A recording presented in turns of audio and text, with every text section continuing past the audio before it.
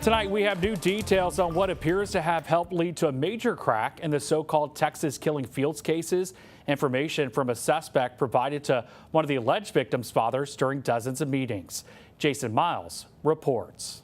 This is where a man arrested yesterday is being held without bond tonight, more than 40 years after this saga began for multiple families. Texas EquiSearch volunteers showed up to support the organization's founder this morning as Tim Miller addressed the murder of his daughter Laura, and now an arrest tied to it more than 40 years later. Over the last 4 years, I spent minimum of 30 times with James Elmore. Elmore, seen here being brought to the jail yesterday, is charged with manslaughter and tampering with evidence in connection with Miller's murder and one other from the mid-1980s. I can say this, there was times that I left James Elmore and he told me some stuff, and I was as strong as I could be in front of him, but I had to pull over and just sob and cry with the information I got. District Attorney Kenneth Cusick says Miller approached him shortly after his appointment to the job late last year, prompting the office to take a fresh look at the evidence and pursue any appropriate charges. I'm here to tell you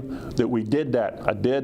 I fulfill my promise to Mr. Miller. We've covered Miller's mission related to his own daughter's death many times over the decades. This is video from 1998. He plans to keep helping other families find justice as something finally develops for his.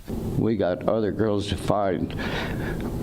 We got closure to bring to more families. Miller and other families regret that Elmore's alleged accomplice, Clyde Hedrick, died just last week as his case was being presented to a grand jury. The DA telling us he was tied to at least 4 murders.